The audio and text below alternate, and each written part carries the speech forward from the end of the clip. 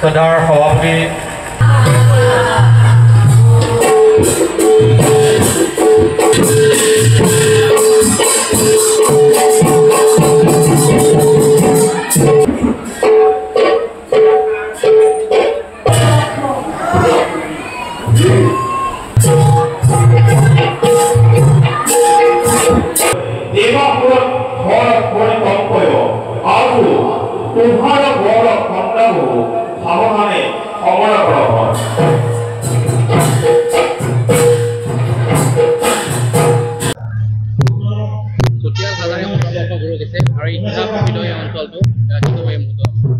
চতিয়াল হাজাৰে 100 বছৰ পূৰ্ণ কৰিলে।